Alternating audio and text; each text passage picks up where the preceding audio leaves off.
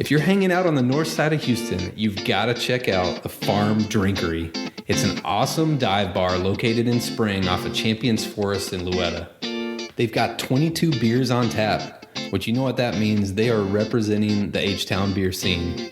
But that's not all. They got great food too.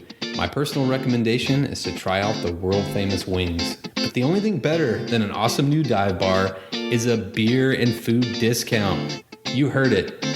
Beering Ain't Easy podcast listeners can go in and give the code BeerNerd20 for 20% off your bill. That's BeerNerd20 for 20% off. Come for the great atmosphere and stay for the free high fives. God damn, I need IPA. This is Beering Ain't Easy, your podcast for beer humor, dad humor, and beer tastings from Texas and beyond. So crack one if you got one and turn it up.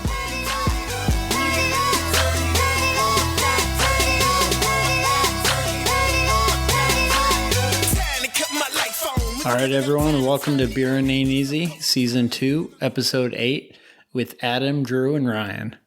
So welcome back, y'all. This is a Beering Ain't Easy Christmas present because we did not take 2 weeks between episodes because we had some fucking Christmas content that had to get on the air for y'all. Exclusive stuff. Yeah, this would normally cost money on Patreon, but we're bringing it to you free, as always, on Beer and Ain't Easy. Thanks to our sponsors. We just do it for the people. That's what we're here for. Por la gente. So I guess I want to say right off the bat, little editor's note from last week's Hop Tea episode. I got some feedback pretty dang quick from my brother that it's actually pronounced Willamette hops and not Willamette, like we said about 20 times on the episode. So for people that are a lot smarter than us, probably stopped listening a long time ago, but people that are a little bit smarter than us were probably yelling at their speakers. So apologize for that one. It's Willamette hops. I don't know, Adam. I don't think we've ever mispronounced or misrepresented anything on this podcast. And if we have, we certainly haven't corrected it. We've definitely not admitted it. So I think you broke code here, man. This isn't us turning over a new leaf. This is a one-time thing. But enough about the bad news. Let's go to the good news, Drew. Let's hear your good news from this past week.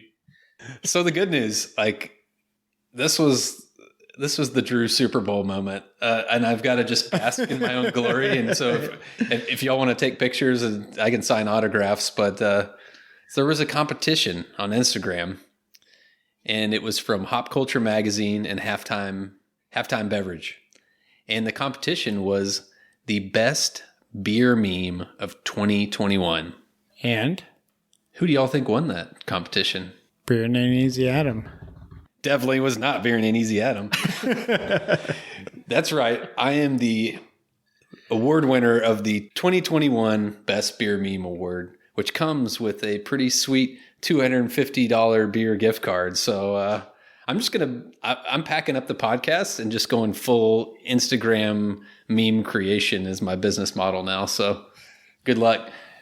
I think that's inevitable. Well, congrats, Drew. That's pretty awesome. And I will say, since we're talking about it, if you're listening to this and you're not following Beering Ain't Easy on Instagram, you need to go on there and give that account a follow. Drew basically runs the entire account and puts out some awesome stuff all the time. It's pretty funny. So go check it out if you're not already following him. That's why we brought Ryan on the show, is to try to bring some positivity, because Adam would probably just be shitting on me right now. I wouldn't bring you down at a moment like this. Thank you. I appreciate that, y'all. So, concept of today's episode, we had to come at you with a Christmas episode. And so last year we really took it, traditional, I'd say traditional holiday Christmas beers, But today we're going to answer a really tough question. And that question is, what constitutes a Christmas beer? And are there things that are considered Christmas beers that should have no right being a Christmas beer? So I think we need to at least ask the question before we introduce the beers on what do y'all think of when you say Christmas beer? I think of a dark beer. Something dark. Is that your only qualifier? That's my only qualifier. How about you, Ryan? I'm sure you got a few more qualifiers here. I mean, that's basically it. Like I think of like a winter warmer, like a spiced stout, something with kind of a lot of kick, and like maybe like a little thicker mouthfeel. Like drinks a little bit heavier for those cold months. I've got a couple criteria. Like my first criteria is it has to have something winter or Christmas or holiday in the name of the beer. Like I feel like if you call something a Christmas beer and it's just some random stout, it doesn't qualify. It has to label itself in a way that ties to winter. And I like to think of Christmas beers as a little boozy, and I like to think of them as usually having some sort of unique either sweetness or spice, something that is, Christmassy. Those are my criteria. Low hoppiness. Well, I don't know. We may find out. That's a great segue. So we got three very different beers that are all Christmas beers that we're going to put to the test to see should they really be considered Christmas beers or they need to be taken off the map. They are all alleged Christmas beers. Yeah, they must prove themselves. Yes. So Ryan, you want to kick us off with the first beer? Yeah, we're going to come out of the gates hot testing this Christmas beer theory. The first one we have is Praire Artisan Ale's Seasick Crocodile. This is a sour ale with cranberries, ginger, cinnamon, and nutmeg. So it hits two of the qualifiers, right? It has a Christmas beer name and definitely has some Christmas style spices in it. Oh my God, look at that color. This color. Yeah, I'm about to pour mine now. I'd say, like, how would you guys describe this? This is like light pink, like almost pink lemonade color.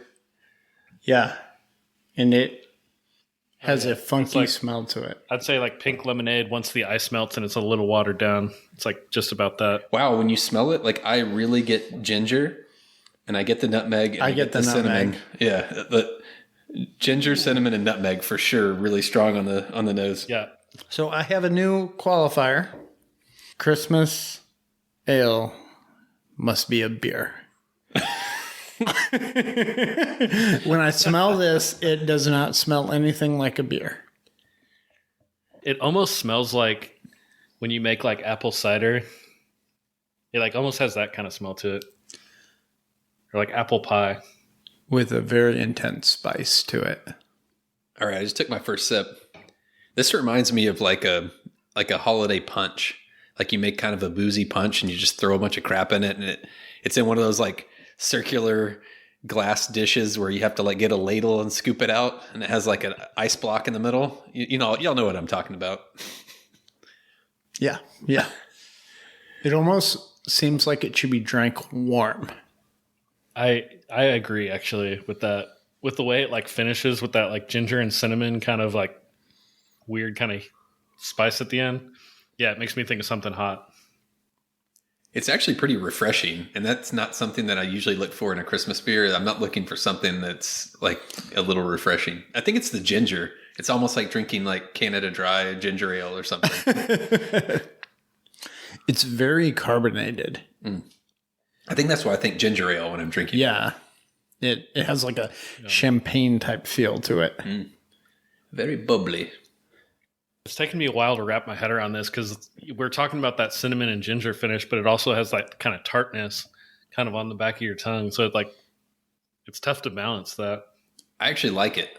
I think we'll wait till the end of the episode to decide is it a Christmas beer or not, but I'm actually enjoying it. I don't know that I'd want to drink more than half a beer of this though, because it's kind of funky. I'm not a fan. That's to be expected though. Yeah. My first 2 or 3 sips, I was like, this doesn't work. But my sips after that, it's starting to grow on me. So the jury's out. We'll have to wait till the end till I finally have to make a decision. Yeah, we'll come back and get the final say on it. All right, Adam, tell us what we got for beer number 2.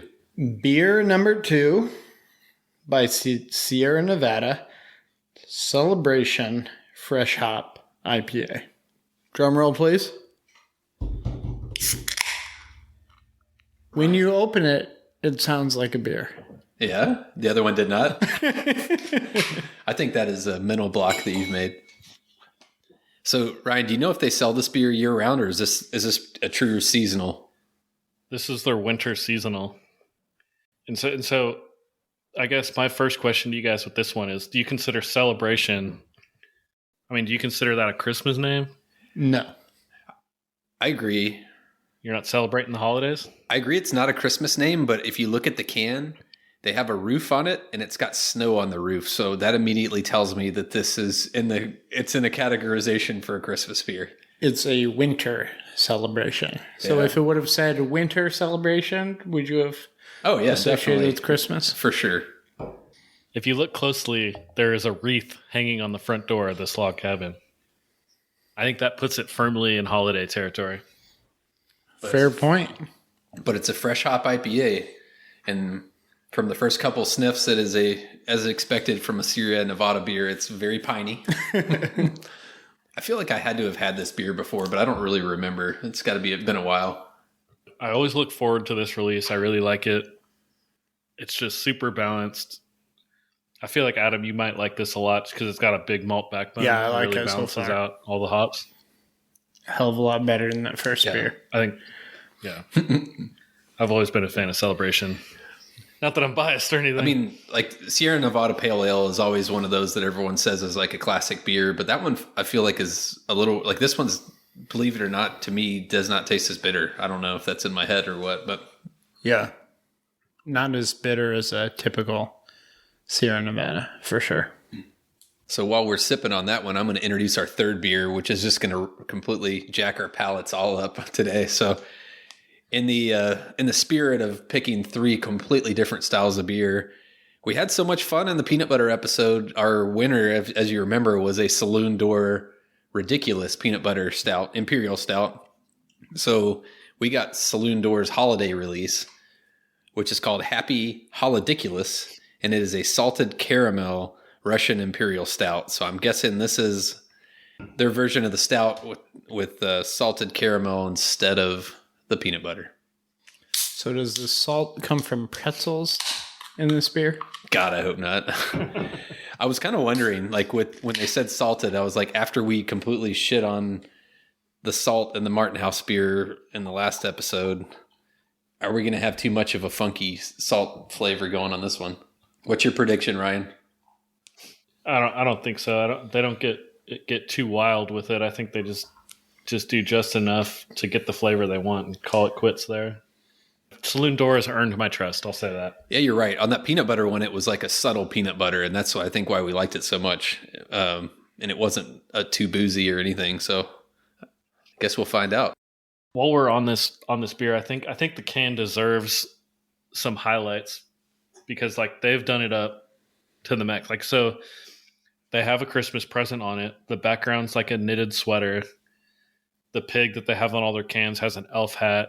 It's all tattooed up with Christmas. They have a Christmas tree, a gingerbread man, like a mistletoe around his eye. It's covered in Christmas related. The pig is covered in Christmas themed tattoos. So they went all out with the Christmas theme on this can, calling it Happy Holidiculous. The fact that it's a dark beer that's spiced, I think there is no question about it. This is firmly in Christmas beer territory. No question. 100%. And as expected, it is 11.8% alcohol. Woo! So we bring up a question. Does a Christmas beer have to have Christmas indications on the can? I'm going to say like almost 100%. But if it like I'm looking at your can, you have another one on the back burner over here that probably we won't open today. But it's winter and it's got a snowflake on it. So the snowflake is winter and that counts as a Christmas beer. So I feel like it has to be winter or Christmas. I'm going to draw a line in the sand. That's a must. It's a must have. Something winter or Christmas related. Yeah, that's my qualifier. So let me float this one by you then. So Anchor Brewing does a Christmas sale every year, and it is called Christmas Sale, and it says Merry Christmas, Happy New Year on the can.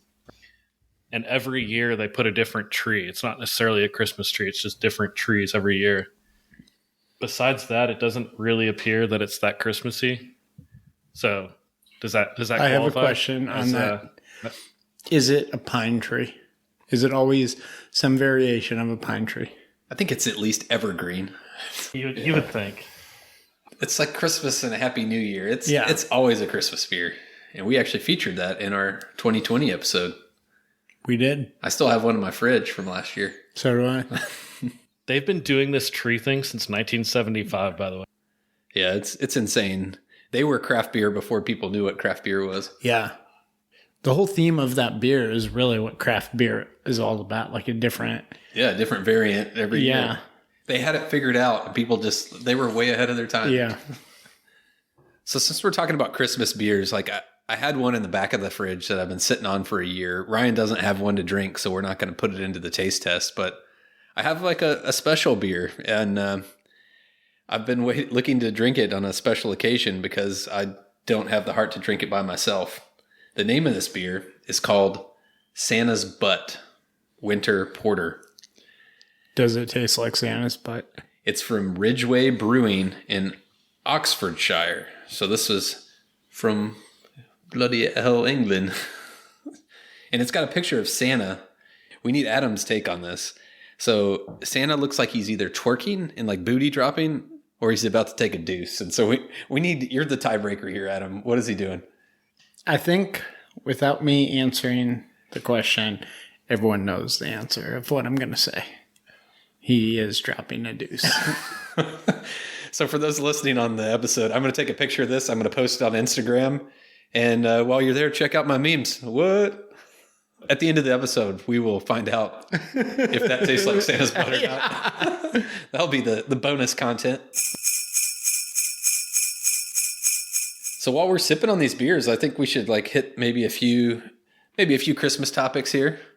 The first one that like I've had on my mind, and like this is something Ryan and I both went in on, is Christmas advent calendars. So have you ever bought one, Adam, where you actually have a beer every day in December from the 1st to the 24th? I have not. How many different ones other than Eureka Heights have you done, Ryan? One, which you and Meredith got me way back in the day. Oh, the stale one from Germany. Yeah. I forgot about that. So what is your general thoughts on beer advent calendars, Ryan? I want to know. I want to hear yours, and I'm going to hit my hot take. So, yeah, I have a feeling I know what you're going to say, but I love it. It's exciting every day to just be like, what's the beer going to be? Even if, I mean, you have to fill 25 days, so you have to have 25 different beers, so you have to throw in some random stuff. But no, I just love the idea. Last year when I did this same calendar, I tried to keep up with it, and I lasted like 2 weeks. But once they start dropping like year-old bourbon barrel-aged stouts on you on like a Tuesday, like you just can't keep up anymore. So I would stockpile them for a few days and then finish them over the weekend. So this year going into it, I mentally prepared and just knew that I wasn't going to try to do it every single day, and I was just going to build them up. And I have them saved on my phone in order so that when I get to like, Thursday, Friday, Saturday, I can have a couple and still drink them in order, but just, keep them saved up. Oh, you have a code here. You drink them in order. If I'm not going to drink them every day, I'm going to at least do them in order. You got to commit to the everyday grind, I Ryan. tried last year. That's a lot, man. That's a lot. And yeah, I will agree with Ryan. Like, how many breweries can really say, I've got 24 different beers I can put in your calendar? Like, it takes a special brewery to do that. So yeah. I understand that. But I'm wondering if it should be more like the 12 days of Christmas and you do like their 12 best beers, because my gripe with it is like the first half of an advent calendar is like all their shelfies you can buy at like the grocery store and Total Wine. So it's like 12 days of disappointment. Oh yeah. Oh yeah. And now like we're getting into the second half of the month and I'm like, ooh, this looks pretty good. So we're getting some good stuff. Do they save the best for last? Yeah, I think I don't know. Ryan did it last year. So I feel like they get progressively better, but they sneak a few good ones in just to keep your hopes up. Yeah, it was like the 8th or something. They snuck in this year's Nuke the Whales. And then like 2 days later, they dropped last year's Nuke the Whales in there. So all of a sudden, like out of nowhere, you had like a couple seltzers in a row, and then all of a sudden to Nuke the Whales. They do work it up, but occasionally drop a bomb on you. No pun intended. Yeah, when they had 2 seltzers in a row, I was about done. I was about done with Eureka Heights at that moment, but they came through and brought some good stuff in. So is this a beer advent calendar? I actually checked the fine print after I got the seltzers, and they don't say beer anywhere. Yeah. It just calls it, I think it says box of surprises, and it says Advent a reason to party or something. So yeah, they avoid saying beer advent calendar on it. So I have a question for you guys. As you're going through this, do you look ahead to see what beers are in the future, or do you just grab it and that's when you see what you have? Oh, I don't look ahead. That's breaking the rules. Live by the code. Die by the code. Die by the code. All right. So I got one more thing on the advent calendars that I need to ask your opinion as parents. So usually with my kids, advent calendars are a thing, right? Like we used to have one it was like Playmobil. Some years we have different things for advent calendar. We didn't pull out the advent calendars out of the attic this year, but the kids want to open something every day. And I was like, well, I got this beer advent calendar. Oh, God. So every day since like day 4, my kids, my 2 oldest daughters have alternated getting me the beer out of the beer advent calendar. Does that make me a bad parent? It honestly makes you a genius because some of those beers are down in there and they're kind of hard to reach and they have those small hands. So it's actually perfect. Nice. Thank you. I appreciate the support. I will go with a firm yes. They get just as much enjoyment out of that as any of it. It's like the idea of opening something that only they get to open. So yeah, I'm biased because my 2-year-old daughter is already tainted because we're like, oh, you want to go visit our family up in Oklahoma? And her first response is, go to brewery? And we're like, yeah. So the only other Christmas topic, and after I get mine out of the system, if y'all have anything else, like any wild card Christmas topics, you can throw it in there. But I did a poll and actually got pretty good feedback here. I got at least 20 people respond to this. And so we want to know what your favorite Christmas song of all time is and your least favorite. And then we'll compare that to the peanut gallery of pollsters. So Adam, favorite Christmas song of all time? I don't know if I have one. Oh, Mr. Scrooge over here? Bah humbug? I am not a fan of Christmas music. It is something that Jody and I argue about every year, where like mid-November, she's like putting on Christmas music in the car. And I'm like, it's too soon. So you would get along well with our good friend Sylvia from our episode. Her response, she didn't pick a favorite. And on her least favorite, she wrote all of them. All of them. So that's 2 peas in a pod right there. Perfect. Let me pour one out. Let me pour one out for Sylvia. So your favorite song is "You're a Mean One, Mr. Grinch," but instead of singing about Mr. Grinch, you're singing about every Christmas song out there. Yeah, perfect. So Ryan said he had like a list of like his 8 favorite, and he couldn't whittle it down. So give us the condensed version of this. So basically, you could listen to the the Home Alone soundtrack, and that's like some of the best ones out there. Like particularly, like I like the Chuck Berry "Run Rudolph Run" is one of the best ones. I've always enjoyed "Baby It's Cold Outside" because it's so like questionably rapey that it's just so fun to listen to. That's why you like it? That seems a little creepy. And I mean, Christmas in Hollis is always a good one. Oh, yeah. And then, I looked it up. I wanted to cross-reference my list with anything I might have forgotten. So I looked up the Billboard top 100 Christmas songs of all time. And number 1 was "All I Want for Christmas Is You." And I can't fault it. Mariah Carey at her absolute peak. Everyone knows the song. It's a jam. So I'm going to have to go with that one as well. Can't argue with it. What is your number 1? Mariah Carey, man. Oh, wow. Wow. I'm going to just throw this out there just as a preview of what other people had put. That one was a mixed bag. People either loved that song or they hated it. So I had a the equal number of votes for Love and Hate on Mariah Carey, All I Want for Christmas. So you just tipped the scales on whether that's a good on the naughty list or the nice list. So I have another one like that to talk about later. What about you? What's your favorite Christmas song? I've got two favorites, but I'll whittle it down for one. So one of my favorites is I love the Elvis Presley Christmas album, and I love Blue Christmas, and that's one of my favorites. Oh, Ryan's about to lose his mind over here. Is this going to be his least favorite? I can't wait. Yes, it is. Oh my God. He's like having a freaking cow over there. Okay. You're going to have to hold that hot take, but we're going to come to you next on the worst song. Yeah. Christmas song Rivals. I'm going to sing it. If that's his worst, I'm going to sing it on episode. So my other favorite is Holly Jolly Christmas. I love that song. So that's actually my top of the top is Holly That Jolly is Christmas. one of my all-time least favorites. Yeah. Yes. So I pissed off both of you in one episode. I love it. So Ryan, since you're like barely holding it in, worst Christmas songs of all time, what do you got? Okay, so I actually have these power ranked as the worst Christmas songs. Power ever. ranked. Number one is the Chipmunk song, like the most obnoxious song on the face of the earth. Ooh, that's true. Yeah. Number two, which was the one that I was thinking about where you said was very divisive, is Last Christmas by Wham. Like, so overplayed. It's actually a sad song, so it's not like a happy Christmas thing. I can't stand that song. Oh, I love that song. Yeah, there we go. And then, That was someone's favorite, by the way, coming from the poll. Yeah.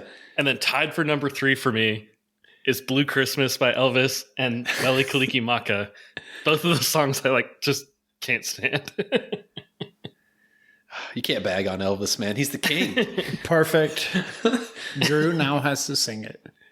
So what was the number one worst was Alvin and the Chipmunks. I got you. Is that right? Okay. Yes. So Adam, you don't have one that sticks out as like the least of the least? All of them. All of them. They're Okay. all equally bad, in my opinion. I didn't realize I actually had Christmas song opinions until I started thinking about it for this episode. This is awesome. Opinions are good. So my least favorite song, which may be controversial as well, because it's played out all the time, and it's one of those songs where you hear on the radio and you're like, God damn it, not again. So This Is Christmas by John Lennon. I hate that song. They play it all the time, and it's so like, so this is Christmas. It's just like droopy, and just want to sock him in the face if he was still alive. Rest in peace. Rest in peace. I feel like shitting on John Lennon is a really like landmine type of move.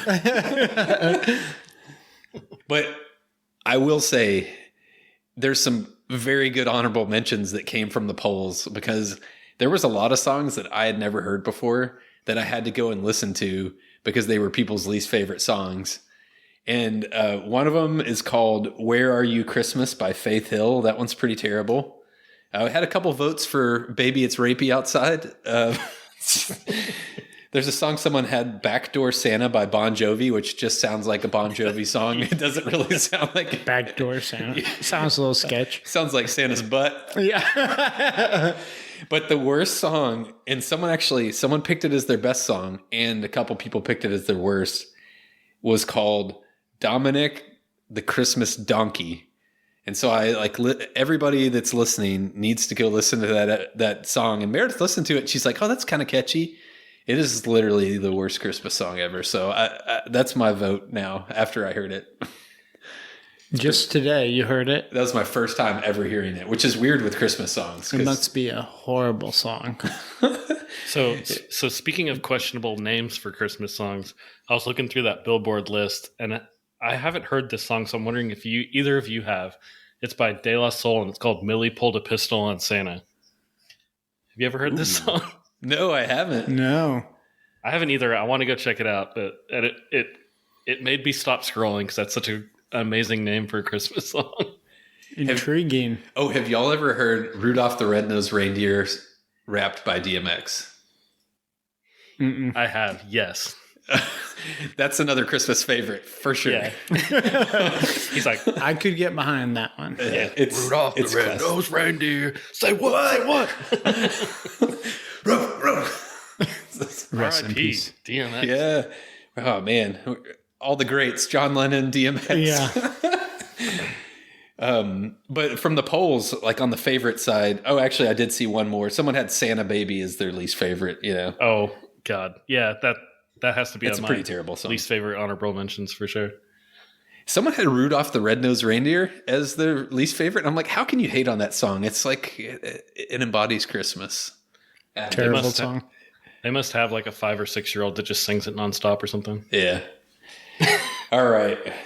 So, best songs. Someone had Last Christmas by Wham. Someone had Feliz Navidad, Jingle Bell Rock. What Christmas Means to Me by Stevie Wonder. I had to listen to that one. And it is a pretty fantastic Christmas song, so definitely can see why that one was there. But then I had a couple that I'd never heard of before. Green Christmas by Bare Naked Ladies and Christmas Tree Farm by Taylor Swift. And the latter one there, I got to say, I would not put that on my best list. Sorry, Taylor. Just start roasting everybody's votes. Yeah. But I want to thank everybody for voting because this has been the most interactive poll we've done. And so I feel like we should do some more of these. And I want to especially thank the Cross the Streams Media Podcast Network because I sent it out to them and they came to the call here. So, I'll shout out some names here. So the Dorksman, Toy Rewind Podcast, STS Guys. Those are ones I haven't called out. Burn Appetit, 3 Beers and a Mic. It was a solid showing across the board. Some pretty cool dudes out there. Except for whoever picked. No, I'm just kidding. Yeah. So let's start back from the top then. So what do we have? The Seasick Crocodile, which obviously was Adam's favorite. Any new hot takes on this beer since our first comments on it? Nay. That is my official position. Have you tried it since it warmed up? No. I'll get you some, man. There's still some in the can. All right, Ryan, tell me what you're thinking, man. As I had hoped, this one grew on me. I think your statement just now about have you tried it since it warmed up is correct. I think it balanced out that tartness versus that kind of ginger cinnamon finish kind of balanced out once it warmed up. It's grown on me. And I am okay with having a couple more in my fridge, especially if it's going to be 80 degrees in Houston and Christmas. This is a little bit refreshing. So I'm into it. I like it now. I think I got all my comments out on this beer, but it is super gingery and refreshing. And I actually am digging it too. Good for you guys. So as expected, Adam, you still didn't like it, but this last sip, was it any better than the first or was it still just as bad? It was maybe a little bit better. Okay. But I would not drink it again. If those were sitting in my fridge, they would sit there indefinitely and they would end up in Drew's beer fridge. Fair enough. So I guess that brings us to number 2, the celebration. Do I see Adam moving on to the Santa's butt? I let him take a couple hits to Santa's butt over here. He's over. Oh. He's over onto the next episode. I am. I'm enjoying Santa's butt. That was the only point of this episode is for some comic relief on Santa's butt. Anybody else on Sierra Nevada? I feel like we didn't do it justice on its descriptors. Good malty IPA. Yeah, I agree. Like I made my thoughts pretty clear off the bat. I would drink this one year round, but I also kind of like that it's like only a winter seasonal so that when it finally comes out for this upcoming year, I actually get excited about it. Because that's kind of the thing, right? When stuff comes that isn't always there all the time, you get excited and you go get it and you drink it. But then as soon as it's there all the time, you like never drink it again. Am I alone in that or you guys feel the same way? I agree. I'm with you. Which I think is like the same thought of does good beer distribution ruin beer hype? I literally walked by HEB and I did not buy the candy green that was sitting on the shelf, which just feels wrong to me, because when it's only released like once or twice a year, I'm like, I'm in line getting cases of it. And I'm like, oh, I can just go to HEB any Friday and get it, Was it fresh? No, it really wasn't. So that's why I didn't, but still the fact that distribution, I feel like sometimes that can cut into the hype. I completely agree. Because, after I have a prestigious beer, I immediately think less of it. Because I've had it. It can't be that prestigious if I've had it. Yeah, that actually makes a lot of sense. That's how you are too, huh? Yeah, there's got to be something wired wrong in us. Yeah. There's like a psychology experiment here. We need to know what it is. That'll be... Well, I was chasing Dinner by Maine Brewing Company. Maine Beer Company. Yeah. And I was chasing it for a while, and then I had it. And it was really good beer, but I was just like... You're over it now? I've had it. Yeah. Back to the beers we had. The last one we had was Saloon Door Happy Holidiculous. Anybody, now that it's warmed up, definitely to room temperature, any other parting thoughts on this one? I don't think we really talked about this one. I think it's kind of thick and syrupy, like more so than the peanut butter stout that they had. What do y'all think? Yeah, it's sweeter. I said they earned my trust and they weren't going to overdo it. It's definitely not too salty, but it's definitely much more salted caramel forward than Russian Imperial Stout forward, if that makes any sense. Like, I expected a lot more of a balance, and it feels very salted caramely to me. Yeah, I think over time I've realized, like, I'm just not a big fan of pastry stouts. Me neither. And I felt like their peanut butter stout was like... it was subtle enough to where you didn't feel like it was a pastry stout, but this one feels like a pastry stout. So yeah, it's like brick in the stomach. Tomorrow you're going to feel it. Yeah. Too pastry-y. Yeah. I mean, it's jam-packed with flavor. And yeah, like we said, it's got that thick mouthfeel. So it's like, it feels substantial, which I think is pretty good for a Christmas beer. But yeah, it's really sweet. Well, do we bring Santa's butt into it? I think we need to talk about Santa's butt because at least 2 out of the 3 hosts have... Everyone is wanting to know, what does Santa's butt taste like? You can't even say that with a straight face. How would you describe Santa's butt? It's dark. It goes down well. Okay. It has a lighter mouthfeel. It has a little of the holiday spice, but not too much. And I'm going to say this. This is the best beer today. Really? I like Santa's butt. You're digging Santa's butt. You'd hit that again. When I think of a Christmas beer, this is what I think of. It was actually better than I expected. When you drink a beer called Santa's butt, you don't really come in... thinking it's that good. Yeah, usually, like, if you name a beer Santa's butt, you're desperate. Like, it's not about the beer. It's like, you want people to see Santa's butt and grab it. Where were you going with that? I don't know where you're going with that. But... I didn't even intend to say it, but after I said, see Santa's butt and grab it, I couldn't continue. It was like a dead stop. Oh my God.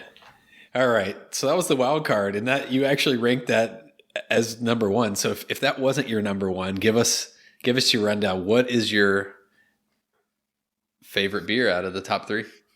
My favorite beer is the Celebration Fresh Hop IPA. Ryan, how about you? Where are you landing on this? Sam, I was curious if I would be proven wrong, but no, it confirmed my bias going in. Celebration was my favorite. And that officially makes it a 3-peat because we have all picked Celebration as our top pick. So now we need to decide. Do you consider this a Christmas beer? I'm going to say no.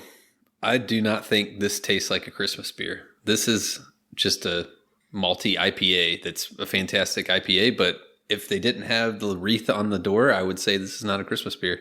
So I'm going to say no. What do y'all think? Absolutely not. I'm really on the fence. I want to give it to him because of the wreath on the door, but I'm gonna say that doesn't quite get it there. It's a winter seasonal, but it's not a Christmas or holiday beer. So we're in agreement now. It's official. So second favorite. Happy Holidiculous. Holidiculous? It was Holidiculous. That's Santa's butt. Happy Santa's butt. How about you, Ryan? I'm going to have to go with the Seasick Crocodile. Surprisingly, yeah, me too. Which I did not expect after the first one. After the first sip, sorry. I actually dig that one, and definitely my number 2 there. Now, the question is this a Christmas beer? Man, I'm going yes, because the ginger, cinnamon, nutmeg, cranberries, like all those flavors are all classic holiday flavors. The can is outrageously Christmassy. It's like wrapping crocodile. paper. Yeah. Yeah, it's like the crocodile chasing Santa, and there's stockings and snowmen and Christmas trees all over it. So, yeah, man, I'm saying yes on this one. I would like to rewind to the beginning of the episode when we described what qualifies something as a Christmas beer. I said a dark, and Ryan agreed with me. You're saying this light pink is not cutting it for you as a Christmas beer? It's out. It is out. I've been sold. That's the only one it doesn't check. It's got the spice. It's got the Christmas theme. It's all or nothing. It's all oh man, I feel like there's power in my hands here to be the tiebreaker on whether this is a Christmas beer or not. Make the right choice, Drew. So sometimes with holidays, you'll have desserts, and they'll be like the super rich, decadent chocolate cake, and you'll have like kind of the fruity dessert over here, but it still qualifies as a holiday dessert. That's what this is. This is still a Christmas beer, but it's the one you sneak in when you're really full from all the heavy shit, and you sneak this one in, but it's still Christmas. It's out. It's out. All right, so we've got one Christmas beer out of our 2 out of 3 voting. Happy Holidiculous, which is all of our, well, me and Ryan's third place. Your second place. Is Happy Holidiculous a Christmas beer? I am going to say no. Why? Whoa. You picked 0 beers as Christmas beer. except for Santa's Butt. Santa's Butt. This beer is your everyday pastry stout. Damn it, I agree with you on this. There's nothing about it that is Christmassy other than a really badass can. If I couldn't see the can art, I would not call this a Christmas beer. Mm-hmm. Ryan, what are your thoughts here? I could see that you disagree with us vehemently. Yeah. I'm shocked. I thought this was like the clear cut, like most definite Christmas beer of the 3. Obviously, the name in the can, you're right. If you took that away and you just tasted it, it could be a pastry stout, but like salted caramel. Maybe it's just like tapping into my childhood memories of like caramel cookies. But I don't know. It makes me think of like holidays cookies. Well, there you have it, folks. Everybody's definition of Christmas is different. And you may have the wrong Christmas song that you've picked or the wrong beer, but if it's Christmas to you, then it's Christmas to you. That was a terrible, terrible, terrible line. I almost jumped in and said, then go fuck yourself. I'm leaving this all in the episode, by the way. So let's talk about Santa's Butt again. I was going to say, clearly Adam and Drew are too preoccupied with Santa's Butt to see a Christmas beer when it's sitting in front of them. Santa's Butt is a Christmas beer. There's no doubt about it. There's no doubt about it. Yeah. I feel like this is collusion right now. You guys are just over there talking about Santa's Butt. Just leave me over here by myself. Oh, man. I had a great episode title for this episode, which is based on my favorite song of all time, Holly Jolly Christmas. And instead of, I don't know if there'll be snow, but have a couple beers instead of a cup of cheer, which I made t-shirts, by the way. Go check us out on Instagram and you can find a link to the t-shirts. You know, ugly Christmas sweater. An official Beer and Ain't Easy? It is an official Beer and Ain't Easy shirt. You can find it on our TeePublic page. But that was going to be my name of the episode, but I feel like it has to include Santa's Butt now. Who wants to taste Santa's butt? We'll see y'all next week.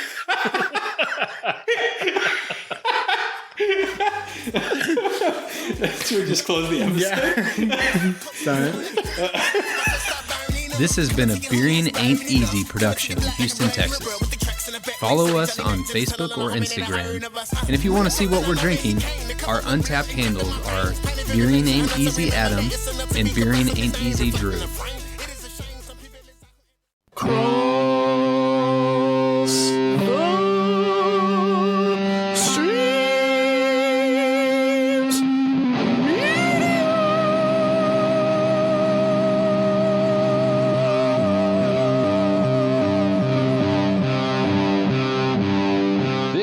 been a Cross the Streams Media podcast.